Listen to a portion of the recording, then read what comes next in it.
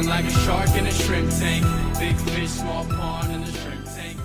Welcome back to another episode of the Shrimp Tank. We come to you virtually from Seattle, the great PNW, Pacific Northwest. In fact, we're down in Portland today, and we are also heading north of the border.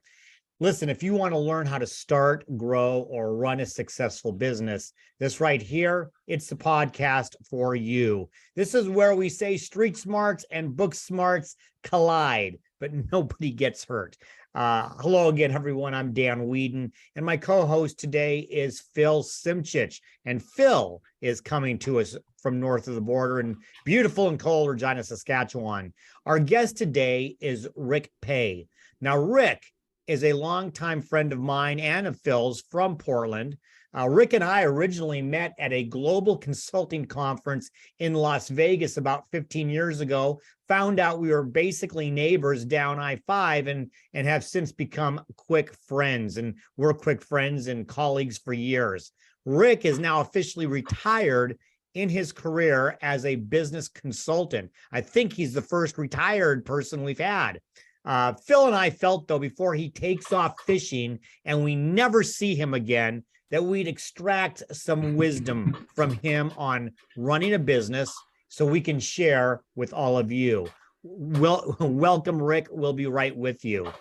You can find us wherever you get your podcasts. We're on iHeartRadio, Apple Podcasts, Google Podcasts, Spotify, SoundCloud, Stitcher. Craig Swanson likes Outcast. Or no, not Overcast. Not Outcast, Overcast, and of course, YouTube. We are ubiquitous.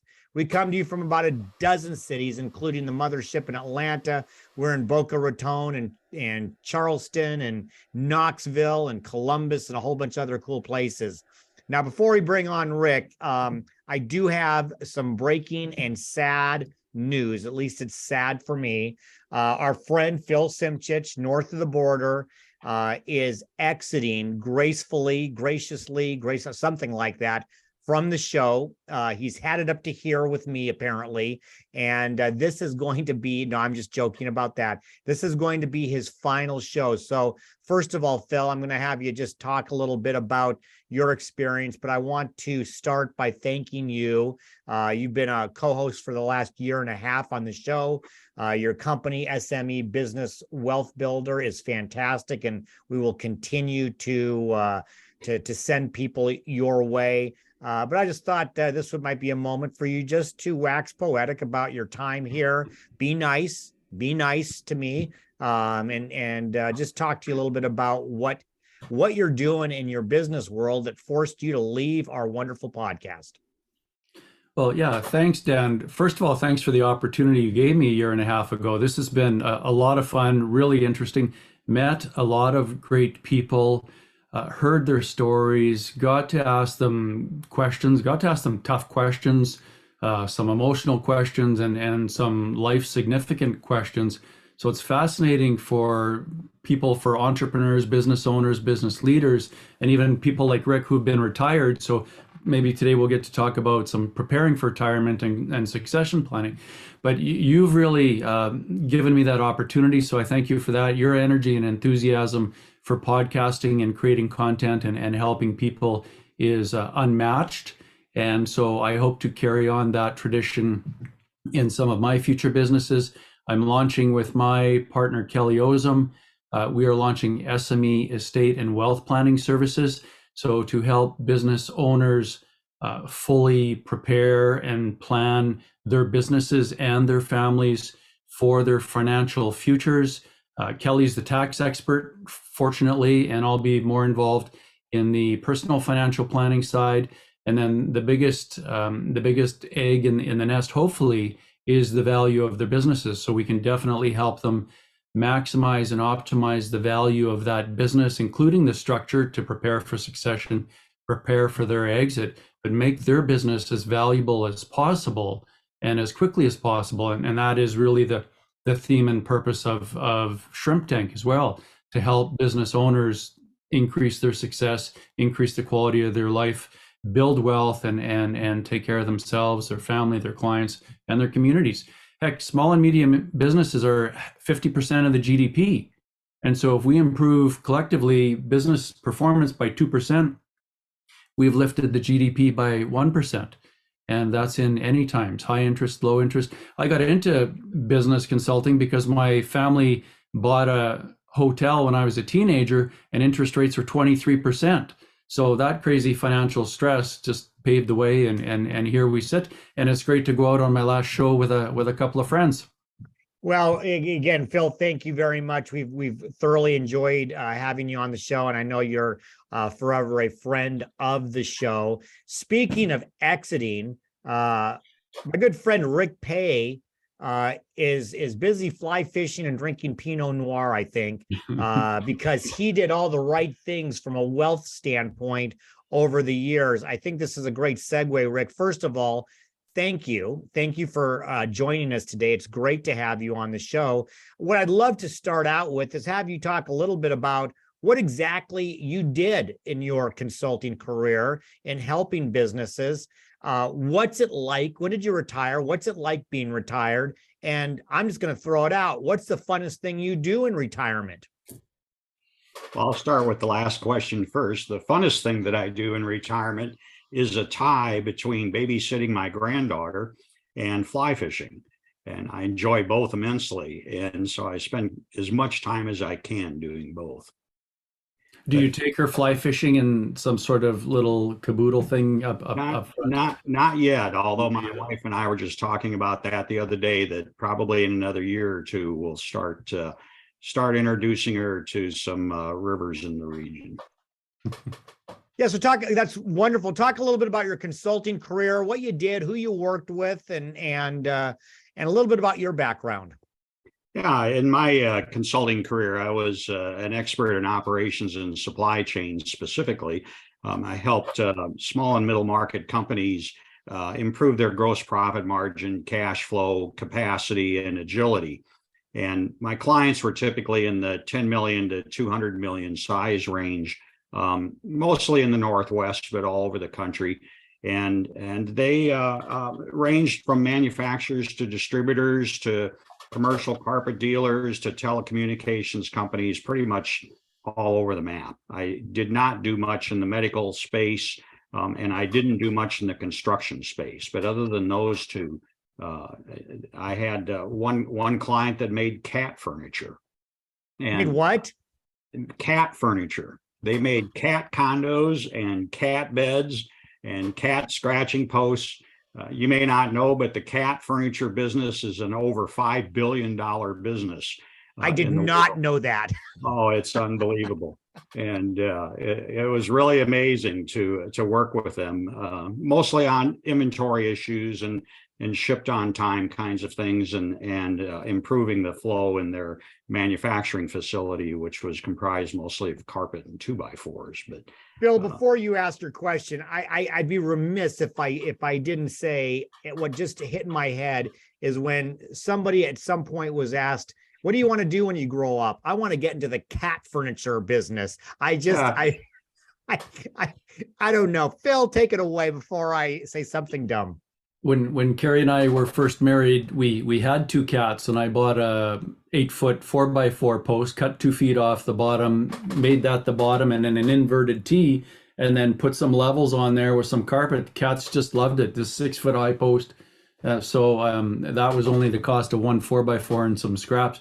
So yeah, I can see it. There's people love their cats. Well, they're almost as lovable as our dogs are, Dan. So I do understand them wanting to spend money on that. You didn't know that you were on the leading edge of a $5 billion industry. Yeah, I guess well, the shipping would have been a real pain. Amazon wouldn't like shipping these 6-foot 4x4s around, that's for sure. Yeah, no, that was an issue. But most of my clients were probably in the CEO of the business, occasionally the CFO.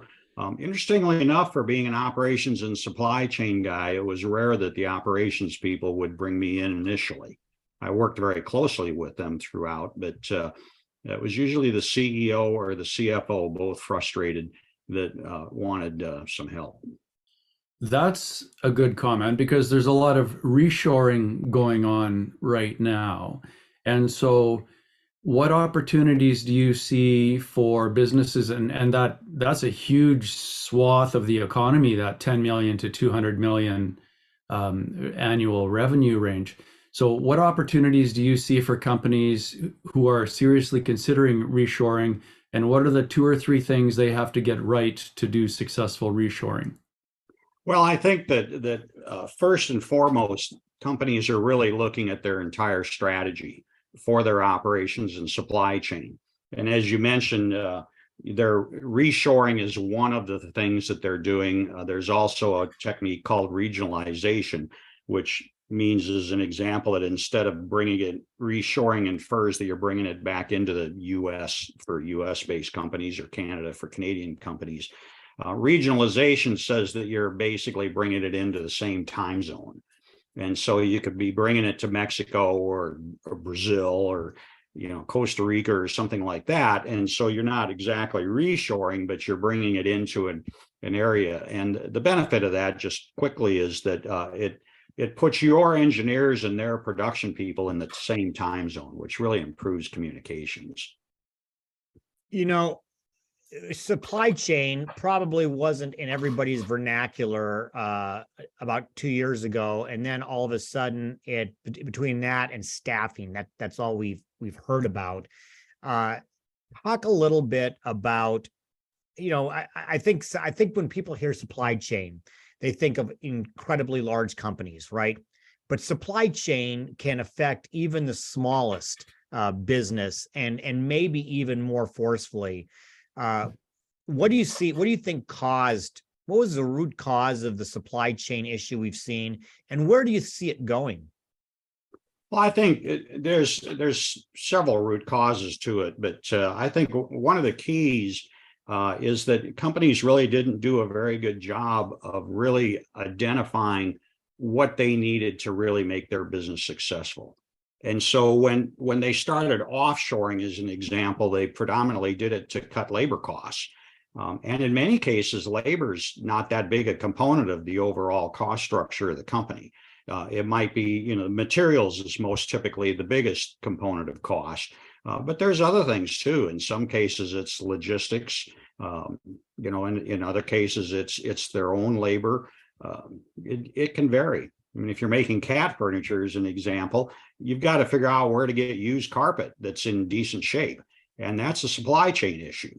And so I think companies need to really have a sort of a total picture of what it is that they're trying to do, and then make sure that their supply chains, both incoming and outgoing, by the way, because the chain of custody from you to your customer is also part of the supply chain, and that needs to be managed as well.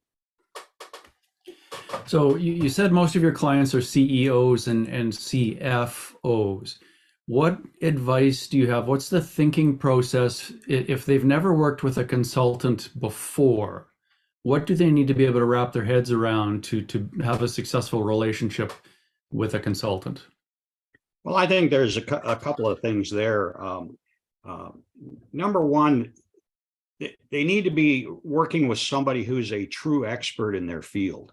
And I was just reading an article the other day that defined expertise. And expertise is much more than just knowledge. I think a lot of companies look for knowledge. And so they can hire a college professor, or they can hire somebody that doesn't have a lot of experience. They're fresh out of school and went to work for McKinsey or somebody, and they're bringing them in, but their knowledge is not applied. And they don't really have that experience, particularly of working with people. I started my career in the Big 8 at the time, accounting firms, and I had a lot of knowledge on purchasing and supply chain and inventory management and that kind of thing, but I'd really never worked in a real company where the rubber hits the road. And then a little bit later, one of my clients hired me away to move them into the lean world. And I spent 7 years there. And the biggest thing that I picked up was that working with people. And that's people at really all levels, and both inside and outside of the organization, to get things done. So it's what I refer to as applied knowledge. And I think an expert really has to have applied knowledge of how do I work with people to get done what needs to get done. I think the other key thing is that when you hire an outside expert, you need to understand if you're looking for somebody to change your strategy or change how you do things versus somebody who's going to do something. So as an example, if you're going to hire an IT consultant, you might be hiring somebody to write a program or put it in a new system or do the nuts and bolts of what you want done. If you're going to hire somebody like me, you're looking for somebody to come in and potentially reorient the company as to how they do things and change their strategy.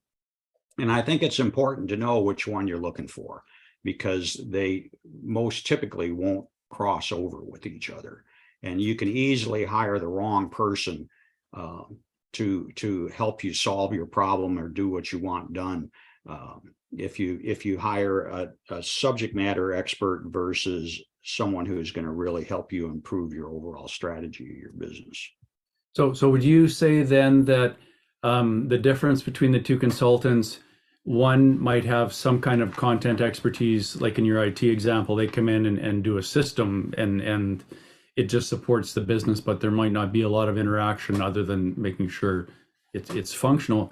Whereas the other, someone like you would come in and you help from the top down as to clarify, okay, we want to improve productivity or profitability or all of the above, but it really starts with strategy. And that's much more heavily weighted on communicating with people, getting buy-in. So that is much more what consulting is. Is that what you're saying? That's correct. And I think it's really important that business leaders understand which one of those they want to buy. Otherwise, they're going to be pretty dissatisfied with the results. Awesome. Thank you. Well, I know who would be dissatisfied. It would be our sponsors if we skip the commercial. So, Rick, we're going to take a couple minutes to pay, or a couple seconds maybe, to pay the bills. And when we take, after that short break, we're going to come back with our guest, Rick Pay, for our hot or not section of the show. And we're going to find out what he thinks about certain kinds of smarts. Don't walk away. We'll be right back with more of the Shrimp Tank. Would you like to grow your business, increase revenues, and raise profits? Would more financing from your banker help you grow? Who is guiding your succession plan? Would you like more control over your business so you can sleep better at night? SME Business Wealth Builder works with business leaders and owners like you to help them grow their business and build their business wealth.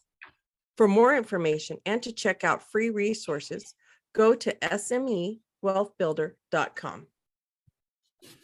Welcome back to the Shrimp Tank, where we interview the best and brightest CEOs and business thought leaders in the greater Puget Sound area and beyond. I'm Phil Simchich, and our guest today is Rick Pay for our next segment, Hot or Not. Rick, this is where Phil and I are going to pepper you with questions about business, about life, maybe even fly fishing and wine. You never know. And then you're going to tell us if it's hot or not and why or why not. I mentioned about smart. So this is which one is hotter, maybe which one's more important. And we know they're both important, but based on your last comment, what's hotter, street smarts or book smarts? Oh, clearly street smarts is hotter, because once again, I think street smarts has a tendency to focus on that issue of how do you get things done through people. Whereas book smarts is more transactional, I think. And there's a place for that, by the way. But I think, once again, you have to clearly understand what it is that you're looking for and what the nature is of the problem that you're trying to solve to determine which of the two are better.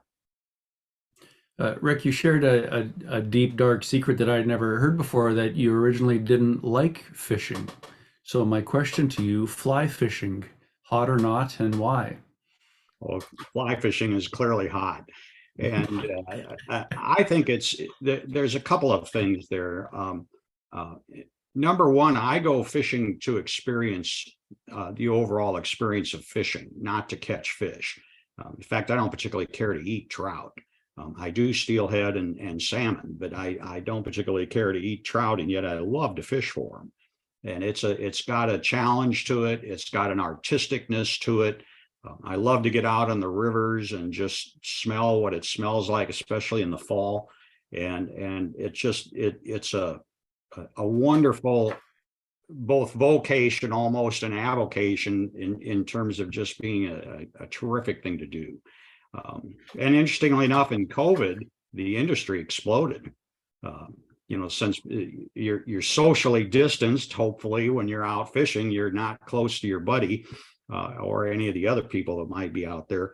And so it was a great way to spend the time. I've been doing it for about 40 years now. So it was way pre-COVID when I started, but it's just a very enjoyable sport.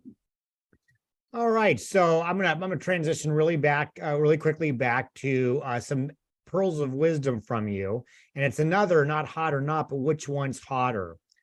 A formal business plan or a formal marketing plan? Or a formal operational plan. Yeah, I think that's a difficult one to call hot or not. I think, who was it, George Patton or somebody once said that the best plan out there goes to pieces after the first shot is fired. And so I think the planning process is very, very hot. Gotcha. Because it causes people to think about what direction they want to go and how they're going to get there in developing their strategy. When you say the word formal, it strikes me as a written document. And, the old joke is that you get the plan, put it on the shelf and go back to real work. And so I think you've got to be a little bit careful in terms of how formal you want it to be. But I think the overall process of getting your team together and really thinking about the next direction you want to take is important. And by the way, I think that's a 2 to 3 year horizon, not a 5 to 10 year horizon.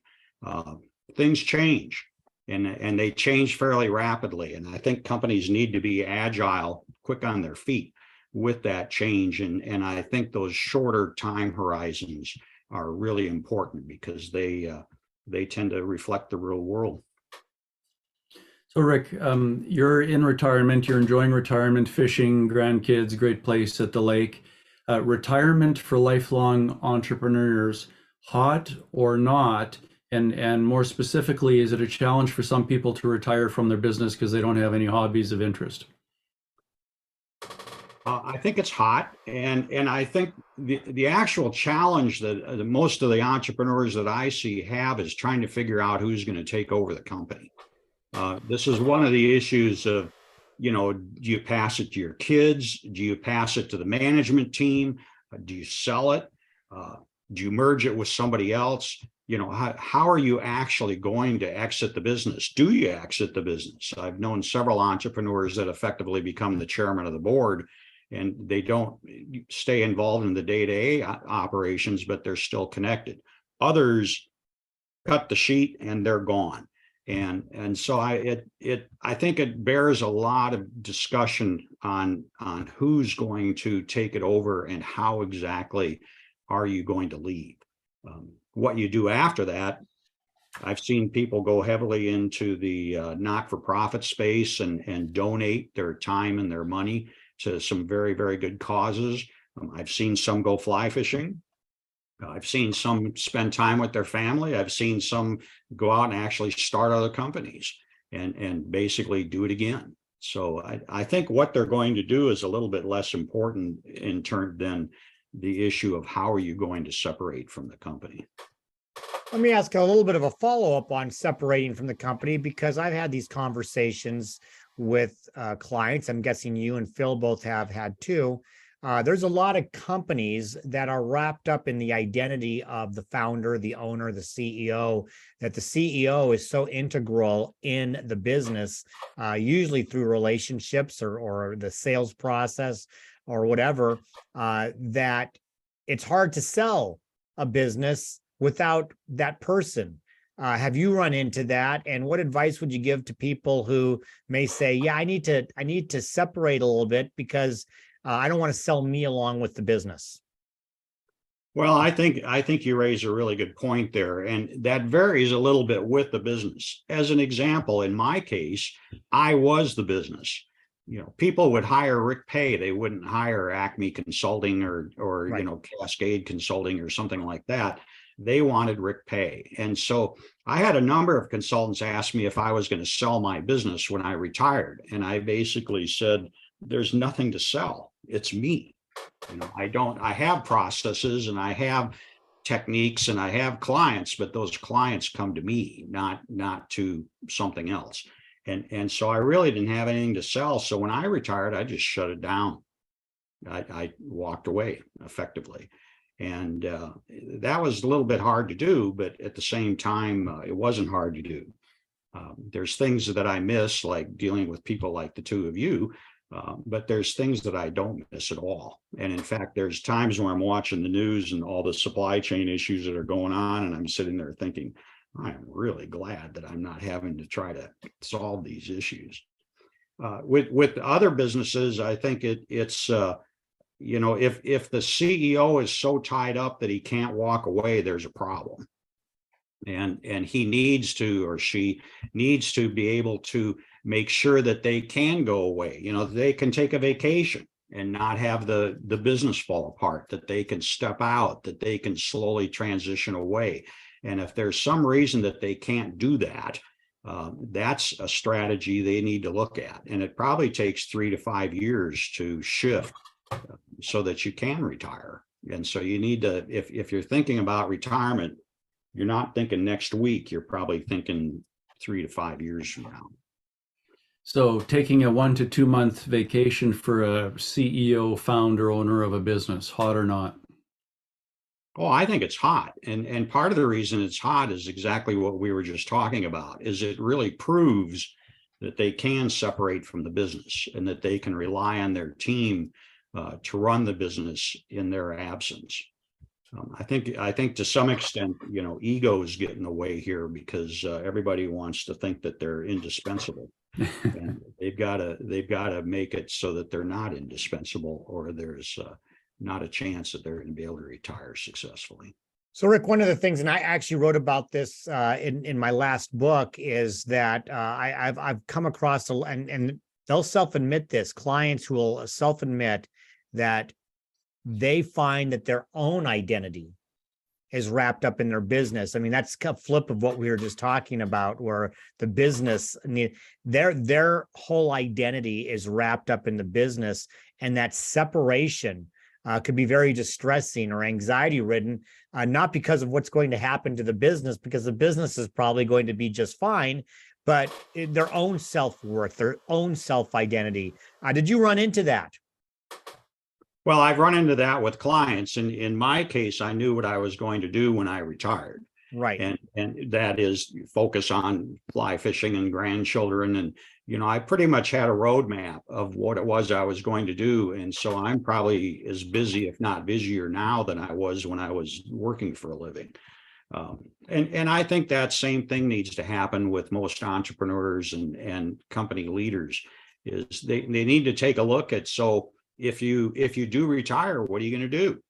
Are you going to go play golf? Are you going to travel? Are you going to work with nonprofit organizations? What are you going to do? And they need to have a roadmap of that, because you can't just stop and sit on the couch and watch TV for the rest of your life. So that's when people die early, I think. And so I think they've got to, again, have a plan of what are they going to do, and it makes that transition exciting and fun and much easier to accomplish. Just as a quick follow-up, I think, like I said, sometimes it's a separation that says, hey, this was me and this made me success. And it's sometimes much more of a mental discipline shift. They may have some things they like to do, but it's really separating, saying, I'm no longer part of this business. Well, I agree with you. And I think that's why, many successful CEOs move on to boards of directors, and effectively so they can teach other CEOs how to run their companies. And I think that's one possible way that they can have a very beneficial future, is helping and teaching others how to be successful. I love that. What else I love is taking care of our corporate sponsors. We're going to take a short break to hear from our corporate sponsors. And when we come back, with our guest, Rick Pay, which, by the way, Phil, I think is the best name for any consultant is Pay. I just, for whatever reason, I really like that a lot. For our Plead the Fifth section of the show, I'm going to put Rick in the DeLorean and take him back to the future. Don't walk away. We'll be right back with more of the Shrimp Tank. Plead the Fifth is brought to you by our corporate sponsors: Ideal Life 360, Cornerstone Financial, First Underwriters Insurance, Kitsap Sun Newspaper, BC Fitness Studio, and the Upstart Group. Please visit our website at www.shrimptankpodcast.com/Seattle to learn more about these terrific companies. Now, back to the show. Welcome back to the Shrimp Tank, where we interview the best and brightest CEOs and business thought leaders in the greater Puget Sound area and beyond. I'm co-host Phil Simchich, and our guest today is Rick Pay. And for our next segment, Plead the Fifth. Rick, this is where we turn up the heat a little bit. We're going to ask you to answer some trickier questions. You can plead the fifth, but you can only do it once. But knowing you don't care anymore, so I doubt you're going to plead the fifth on anything. So listen, here's what happens. Actually, I said it wrong. I'm not putting you in the DeLorean back to the future.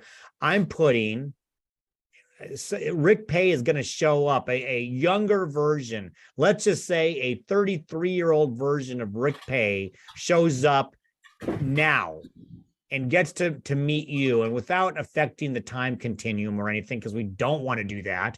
What would you, Rick Pay, tell young Rick Pay would be the best advice that you could give them for moving forward in a business career? Well, I think in a business career, and especially a consulting career, it's important to get practical experience early on, and go out and, as they say, get a real job and really understand what the various elements of the business are. And that's, from marketing to accounting. And a lot of people, blow by the mundane stuff, which, Phil, with all due respect, like accounting is an example. And one of the things that I see is that in many of my clients did not understand their components of cost. And so what they didn't know what a customer cost them or what a product cost them. And so they didn't know which ones to keep and which ones to get rid of. And I think, getting some practical experience in a company really helps you pick up on some of those elements that you might blow by otherwise. Really quick follow-up. What's the personal advice? Personal advice is to be sure and stop and smell the roses. Enjoy a full life, not just a business life. Enjoy your family, make sure you've got your priorities straight, and really stick to that as you go forward. It's pretty easy to work 12 to 16-hour days and burn up the rest of your life, and that doesn't pay off, especially when it comes to retirement. Rick, Steve Jobs agrees with you that consultants really need some operational experience, ideally, and to have made something. And he also reminded consultants that they are a discretionary expense, and at tough times are often one of the first costs cut, even though my bias should be one of the last costs cut. So next question, what's the best book of any genre that you've read and why? Well, excluding the Bible, which would be probably the best. Boy, that's a tough question, Phil. I might have to plead the fifth on that one because there's a lot of really good books out there. But I think some of the books on lean consulting or lean management, lean manufacturing would be good because they do get into all the components, including the human resources component. And so I think some of those might be good. I also like business biographies a lot. So as an example, books on Steve Jobs and learning from both the successes and mistakes of others can be pretty helpful. So just a quick follow-up. Is it true that lean is really what turned Japanese into a manufacturing powerhouse and saved their economy many decades ago? Well, yes, but lean actually, interestingly enough, started in the United States. Yes. Yeah. And the Japanese were studying people like Henry Ford and particularly U.S. supermarkets. And that's where the term bread man came from, was the idea that you replenish the bread every day. Now, they also replenish the beer every day. And so I much preferred to focus on the beer men rather than the bread men in my consulting. But no, the Japanese, that did change them, but it needs to be understood that it wasn't created in Japan. It was actually created in the United States. Cool. You know, Rick, you may have already answered this with the cat furniture, but I'm going to ask anyway. In all your years of consulting, you've probably had a few clients that just had an unusual industry, an unusual business. What is the craziest, most off the wall, unusual client? You don't have to give us their name, but what did they do?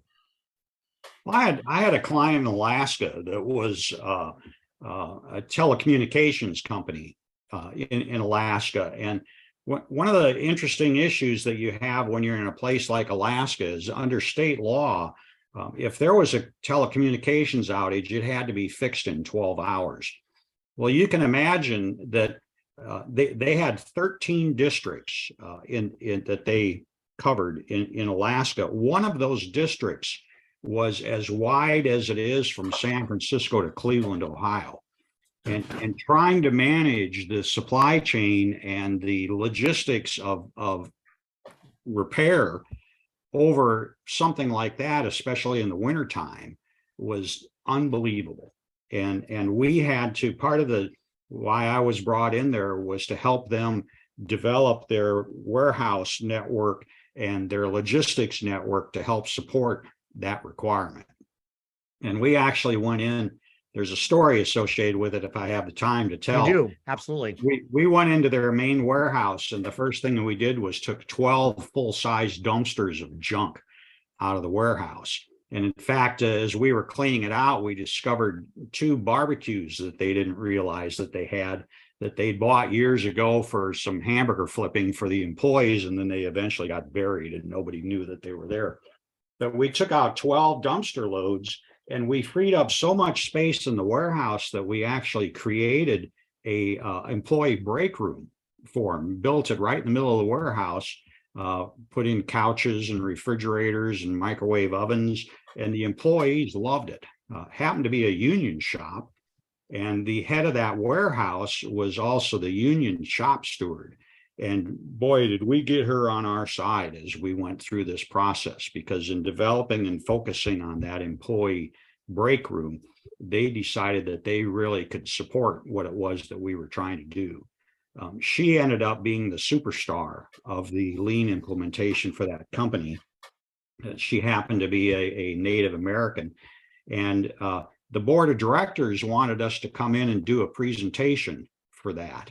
And the head of supply chain and I decided that the perfect person to make that presentation was this warehouse manager. Problem was, she didn't even own a dress, and she was nervous. She didn't want to go in front of the board of directors of this company. They were publicly traded.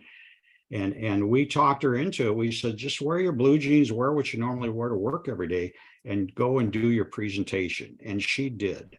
And she got a standing ovation from the board of directors.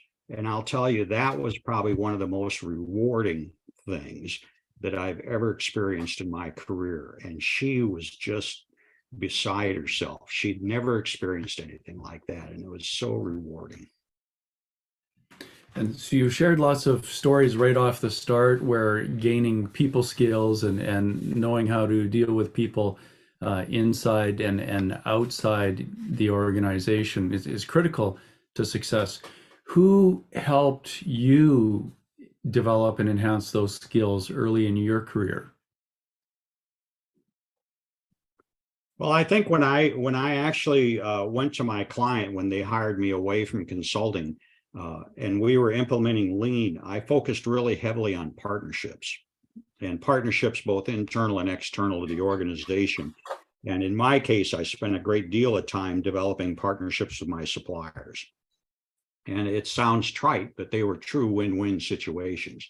I wanted to be my supplier's most profitable account, but I also wanted them to provide me with world-class pricing.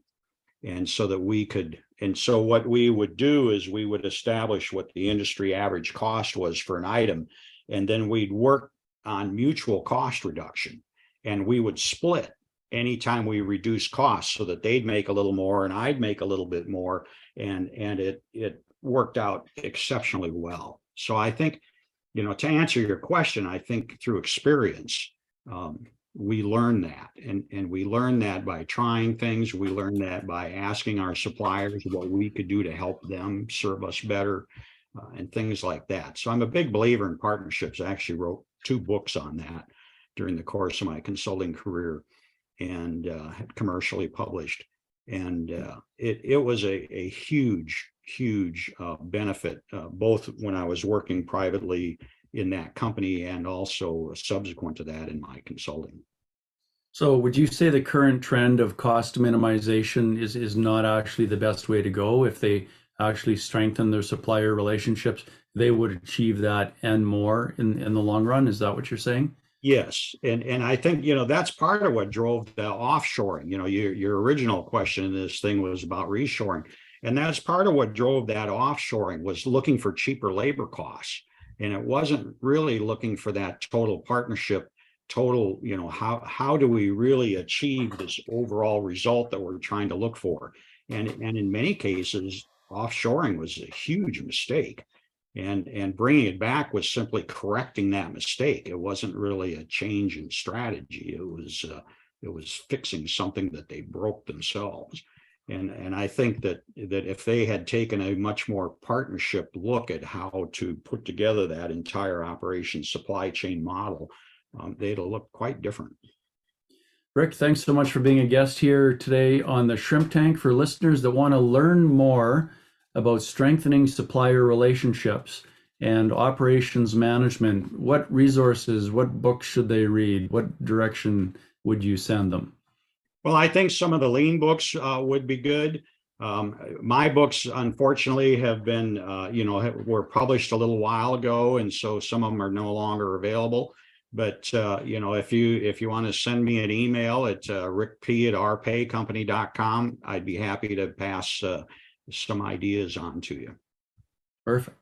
Make sure you check out all the replays on shrimptankpodcast.com/Seattle and wherever you get your podcast from, such as iHeart, Apple, Google, or Spotify.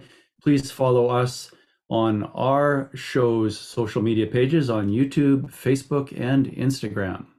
Well, Rick, thank you for being on the show. It's great to catch up with you. It's been too long. And if you're ever up in my neck of the woods, and if I'm down in the Portland area, which occasionally happens, let's get together and have a glass of wine. That would be great. Or 2. We'll see about that. Thank you. Phil, it certainly has been an honor to have you on the show. I see you all the time, regardless. So for us, it's not goodbye, but thank you for being such an integral part of the show. Our next show, everybody, will be on Wednesday, November 23rd. Our guest will be Chris Cazares from Polaris Injury Law. My co-host for this episode will be Michelle Baumberger. In the meantime, be safe, be well, and be prosperous, because until next week, the shrimp is back in the tank. So long. I've been feeling like a shark in a shrimp tank. Big fish, small pond.